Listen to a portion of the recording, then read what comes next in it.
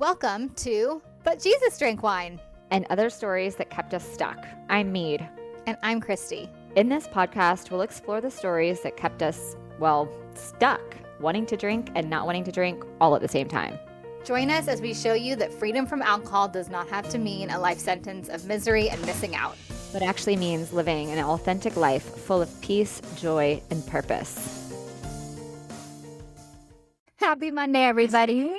Hello. We are back with part 2 of our listener question, and I'm just going to read it again. If you haven't listened to last week's episode, this is obviously the second half of discussing this amazing question, which says, can you do a podcast on fitting in, girls' night out, feeling dropped, not wanting to go? I have no desire to go to our school auction in 2 weeks because I think it's going to be total debauchery, and I'm not going to be able to talk to anyone, but I don't know anyone in real life who feels this way. So this is the second half of our answer and chat, if you will, to this question. We should talk about it's nice to be invited, right? Because I think that is a huge piece of this. There have been so many things, and that's actually, strike that from the record. It's totally not true. There's been a few things that I haven't been invited to, where I was disappointed because it was a friend that I used to always hang out with. But again, it was like a lot of drinks. It was a lot of drinking and partying. And I was bummed to then not this person stopped including me. Yeah. And it hurt my feelings. It hurt my feelings because there was other people that I still hang out with, yada, yada. So it's nice to be invited. But when I really sat with it, really sat with it, it was all the things we're talking about. Did I really want to go? If I was invited, would I really want to go? And the answer to that question is no. Because it's just a friendship that's been outgrown. I have a whole different situation now. And so it's okay, but there's still that sting of it's For nice sure. to be invited. And I think we also have to acknowledge that. But again, come back to this is us growing. This is us being pruned. This is us being molded. This is us figuring out who we are. This is figuring out who we want to spend time with. This is who we figuring out how we want to spend our energy and our money and all the things, right? We go for so many years when we're drinking, not living with intentionality. And then we're given the opportunity to live intentionally. And it's hard to figure out what that is, right? Yeah. So I would love real quick. Okay. I'm your coach and you are coming to me and you're like, okay, I wasn't invited. I wasn't invited to this thing. Yeah. Let's do it. And I'm like, okay, so what are some of the stories that are going through your head as to why you weren't invited? Yeah, so I'm not going to play me here. I'm going to just play a fictional person. Okay, sure. So ask me again. So what are some of the stories that you're telling yourself about why you weren't invited? Yeah, that person doesn't like me anymore. They don't want to spend time with me. They don't like me anymore. Actually, maybe I am being me. That person doesn't like me anymore, and it's because I'm not drinking. Bingo. And all of our things in the past were based on drinking, and therefore this person only likes me because I'm a fun party girl, Christy. Yeah. Yeah. I so get that because I've had all of those same stories too. What else is possible? Those are great. Those are great stories, but what else is possible here? Yeah. What else is possible is that, well, I'm pretty sure that all those things are actually true. Okay. And I'm not, and I hear you, and I know that it's not 100% to be true, but I do feel like the truth is that they don't want me around because of who I am and what I do now. And so that's okay. That's okay. But what is also true is they could have lost dining room chairs at their table. They took the trash out and accidentally scooped up one of the dining room chairs in it, and it got put on the curb, and now they have one less seat. The dog deleted my phone number. Oh my gosh, I love it. But what I was kind of, steering you towards was what else? Yes, those could all be real, true things. And you're saying you're pretty sure that most of those things are true. Okay, fine. But what else is possible there? You didn't maybe even want to go anyway when Well, you yeah, really, and that's what exactly. you said, Yeah. you know, Yeah. or, and then what else is possible? It's not because you don't drink. It's because, you know, like there are other things. You don't know for a fact that those are the reasons. Like, again, like they could have Right. scooped up the dining room chair by accident and put it Yeah. on the street on trash day. So they don't have a chair for you. But it's when we can ask those, when we can turn to that curiosity, what we're noticing is there's a discomfort in what we're feeling when we're stuck at this place. Like I liken it to like in the Wizard of Oz, like Dorothy's bebopping along down the yellow brick road and she comes up to the scarecrow and the scarecrow's like, have I used this before? Have you heard this? No, I'm just laughing at you. Go Oh, ahead. okay. And she and the scarecrow's like, you can go this. Some folks go this way and some folks go this way. You can go this way or that way. And Dorothy's like, where'd I go? Well, our old automatic way would like have us going towards all of those like things that we just know for sure. So the haunted forest is filled with all of those, like for sure it's they don't like me anymore. It's because I'm a drinker and they don't even do all of those things. Or we can say, hey, you know what? Even though I don't know this other way, this other path, I don't know what that leads to, I'm at least gonna like explore like what are those other possibilities and what it brings you to noticing that discomfort that's there. Discomfort when we have a conflict in thinking, which by the way is my favorite thing about my job as a coach is like when people are like, but like, what do you do? Like, what do you really do as a coach? I am trained in finding the conflict in your thinking. That is what at the very bottom layer, that is what we do. We're trained in finding the conflict in your thinking because when there's conflict in thinking, there is discomfort. We're in that, toddler brain. We're not in our, upper smart lady brain. And so we're reacting to things. We're playing defense. We're not intentionally choosing. We're unconsciously maybe choosing something, but we're not intentionally choosing something. And so we're at the scarecrow and we're like, what else is possible? That's my favorite thing is helping someone find what else is possible. And that's something through coaching we learn how to do for ourselves. So then we can say, oh, wait, I'm so worked up about not being invited to this thing. And what I've gotten to is that I actually don't want to, I don't want to go anyway. Oh my gosh. Boom. That is, but it takes a lot to get to that point. And I don't mean to like make it so like it's simple or easy because it's not. I teach a little method that goes along with it. When you have an emotional charge, when you feel discomfort, when you feel like that conflict in thinking and you're not totally sure what it is, you've got to get into that smart lady brain so that you can see it for what it is. So I have a method. It's called P.E.A.C.E, P-E.A.C.E, and the first one is pause. You pause, and then E is exhale. Connect to your breath. Like that is first and foremost. You're in that place of charge and swirl, and your mind's going. Like pause, take a breath, exhale, connect to your breath, and then allow for the discomfort that you're feeling. Allow for the stress and the tension that is holding. I want to go to the auction, and I don't want to go to the auction. I want to continue in growth, but I also am kind of sad about leaving this life behind, even though I know that life has nothing for me anymore. Like allowing all of that to be there, giving yourself permission to feel it all. And then we can move into C, which is consider. Consider what are the stories and what are the other possibilities. And then E is engage, find something to, take from there and do a tiny new action. But I think this is the reason why this is such a big topic is because we can like plug it into so many different things. It just happens to be about this one here. And so the more that you can see how your mind is working in all of this, the better equipped you are to moving through this. Yeah. And I think that we should just circle back really quick to the C really, really quick, because when we are considering like what is also true, it's good to know that like when we're talking about anybody else but ourselves, like we can't actually land 100% on truth when it comes to somebody else. Yeah.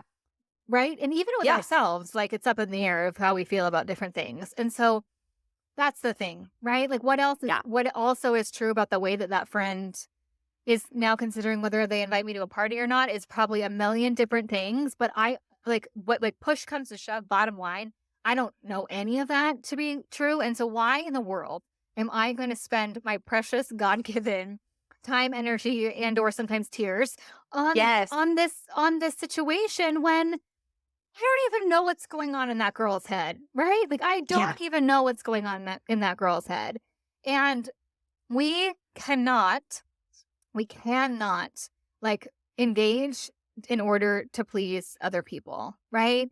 Yeah. I've said this a couple times this week to clients who are worried about, going out and not drinking with friends and yada yada. And it's like, I was just going back to when in my drinking days, and like there would be nights when I would be drinking, but I would still disappoint people because I wasn't drinking enough. Or I didn't want to Yes. stay out late enough, or I didn't want to do that next shot, or I didn't want to order that next bottle. I mean, not all the time. Usually I was down for all the bottles and all the shots, but Usually I was like, driving the train too. yeah. But my point is, it's like drinking, not drinking, how much it doesn't, you can't face your actions, especially when it's on drinking a highly toxic, highly addictive substance, on what other people are going to think of you. Yeah. Oh my gosh. So, so good. Responding to the heartfelt requests from you, our wonderful, wonderful listeners, for a deeper sense of community, we are so excited to introduce y'all to the But Jesus Drink Wine community. Get ready to be part of an exclusive experience where you'll join a sisterhood of kindred spirits on a transformative journey of faith, sobriety, and personal growth. You'll gain access to our private community, a place where deep connections can flourish among women who share your aspirations of strengthening faith in Christ and breaking free from alcohol. But wait, there's more. We'll host regular connection calls to facilitate fellowship with like-minded gals, no matter where you stand on your alcohol or faith journey. Whether you're seasoned or just curious, you are very warmly welcomed here. Prepare to be inspired by guest expert sessions and engaging Q&As that explore the essential topics for your sobriety, faith, and holistic wellness journey. Don't miss out on securing your spot. Click the link in the show notes to learn more. We can't wait to see your beautiful face in the But Jesus Drank Wine community. And that's where I think that recognizing where you are in this process and allowing yourself to be. So like in the C, the consider, it opens all those possibilities. And before that is the allowing for whatever it is you're thinking, allowing for whatever it is you're feeling. It is all valid. It is all okay. And it is part of the process. And I mean, you can take it back to like when you were, stuck in the conflict of this is where I found myself so much, was like, I want to drink and I don't want to drink. So like it's rinse and repeat. Basically, you move into the next. So you find freedom from alcohol and you move into that next space where it's like, well, I want to be still friends with these people, but I don't want to do the same kinds of things anymore. Maybe I've outgrown this space. Okay, well, it's the same thing as before, allowing yourself to like look at all the angles and feel what you're feeling, and also to get, curious about what else is possible and what else it makes room for. I was thinking about my trip to Israel beginning of last year. That was something that I didn't have, like Todd wasn't going to go with me, and there weren't a lot of people my age signed up for this trip.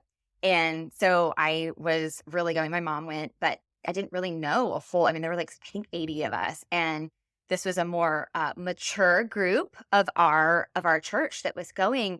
And there was this part of me that's like, gosh, like I'm going all the way over here and I don't have like a buddy. I don't have a friend that I'm doing with, someone my age, or, like who's calling home and checking in on the kids like I am or whatever.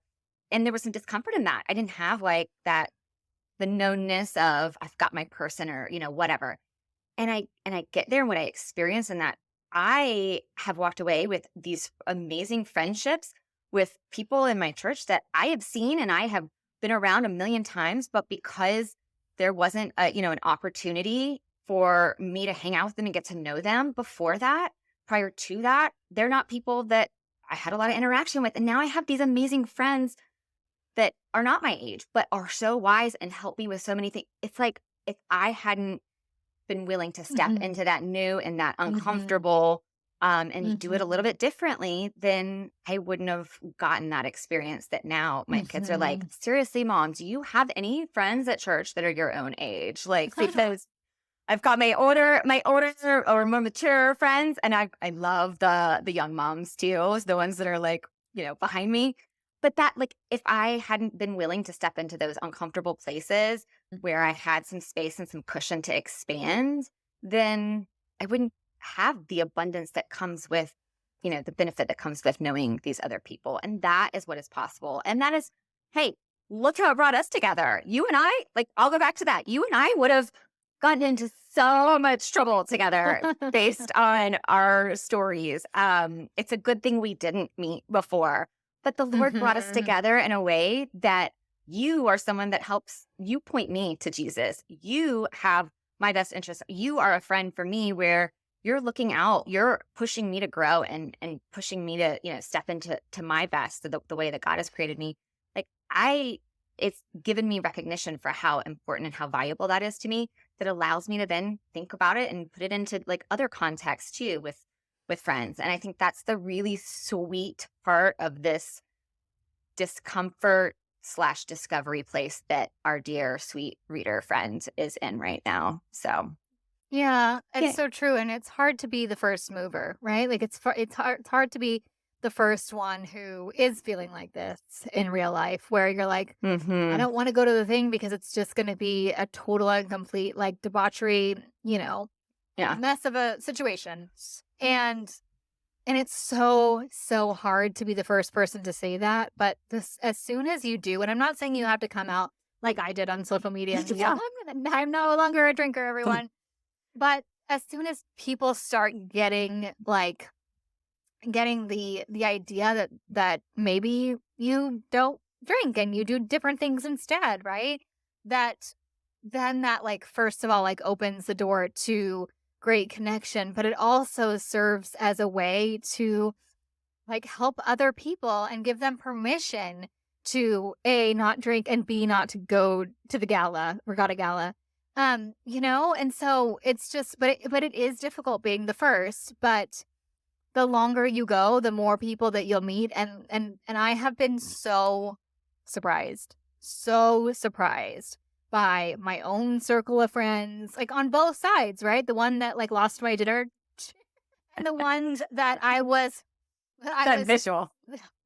that I was certain was gonna lose my dinner chair, and then showed up at a party and ordered a mocktail and said, "I just stopped drinking because you stopped drinking," and I was literally almost fell over. You just don't know. You just don't know. Again, like going back to like we don't know what is in anybody else's heads, right? Like we just don't know, and it's hard to be the first. It's hard to be the leader, but it goes against, right? Like one of the parts of the question is like wanting to fit in. It's like we're actually not supposed to fit in. Like, are we supposed to fit in or are we supposed to stand out? Like, I know God calls us sheep to follow him, but we're actually not supposed to be like sheep in the way that we're having this conversation, right? Like we're actually supposed to be light and we're supposed to be leaders and we're supposed to shine for him and be different and be set apart. Like that's what the Bible says. And I wish I had verse references right now, but I don't because I'm just freebasing. I love it. Over here. Oh my gosh. Freebasing over here. Not on drugs, just on words. But you know what I mean? Like we're supposed to be different. Like we're supposed to be different. And we're not supposed to fit in. And this is part of the growing. It's part of the growing is like feeling okay with not fitting in. Yeah. Well, You're jumping I'm like, again. Go. I know. I'm sorry. I will control myself or not. Well, yeah, we're in the sense of like following Jesus is where we follow, and leading others to Jesus is where we lead. And so it does take sometimes us being maybe the first of a peer group or whatever, living differently in the freedom from alcohol space too. Like as a non-drinker, it is so countercultural to live with a no thanks. I don't drink and I haven't had anything to drink in almost 5 years and I have no desire to drink.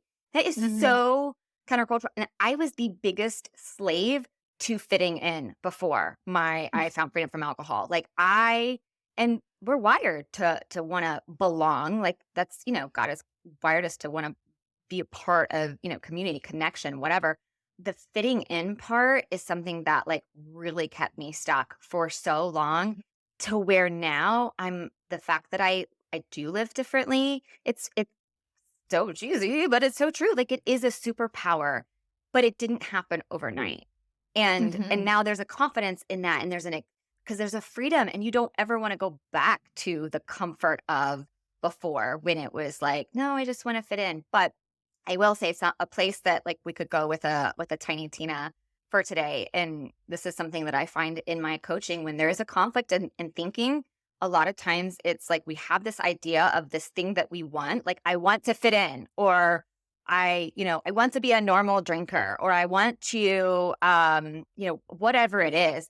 But as soon as we like, pause, breathe, allow for what we're thinking, what we're feeling, all of that to happen, we can look at like, well, we can ask questions like, what does fitting in actually mean? Like, what does fitting in mean to you? When have you fit in before? What does that look like? And how would you know if you have achieved fitting in? So if it's like, I want to fit in, or I want to be a normal drinker, as an example, it's like, well, how will you know when you've achieved those things? It's like getting curious and stepping back from that. That's when you see that really fitting in is maybe something that, just like with the party invitation, not being invited to something, it's like we can get so set on like, but no, I'm sad that I wasn't invited. Well, maybe, but also, did you really want to be invited? And Mm-hmm. I so want to fit in. I don't want to miss out on that. Or do you really want to fit in, and with whom? Where are those places? Otherwise, we can get stuck in that endless hustle of the doing the things and getting the things, buying all the house decor that I didn't have any desire to have until I saw that it was possible. And then my mind went to, oh, I don't have this. Knowing that little like trap of the mind and how it sticks us in those habit loops, like it doesn't have to be that way. So get curious. If fitting in feels something like I don't want to live counterculturally and there's a fear there, it's calling it out, putting it on paper. What does fitting in mean? When clients put that out on paper or they process that through with me, they end like we did with the little role play where it's like, well, no, like I didn't even want to be invited. Okay. So there's no longer any conflict. Yeah, I was just looking up because I love the Romans 12:2 verse, but I love it so much in the Message translation. So I'm just going to read it because Oh, please. I put it in the book so much that my editor's like, you've got to stop using the same verse. And I'm like, but this is the verse. Don't become so well adjusted to your culture that you fit into it without even thinking. Instead, fix your attention on God. You will be changed from the inside out. Unlike the culture around you, always dragging you down, God brings out the best in you. Romans 12:2, the Message. And I just love that translation so much because of everything it says about fitting in and not living according to culture and not living according to the world, but living differently. And that just spawned the thought in me, like when we are living by culture, it is outside in, meaning it is changing us on the outside, but it's changing us on the inside, or we're living outside, with our eyes on the outside things of the world. It's changing on us on the inside in a bad way versus, I mean, that's what stuck me in the low grade irritability and the miserable and the the hustle and all of that stuff. Whereas this is inside out transformation. I'll end with this too. Okay, I promise I'm going to end with this. I promise. This is it. You were talking about the room that we make in this kind of season where we're in, where we're like, okay, who are my people? And maybe I've outgrown these people and whatever.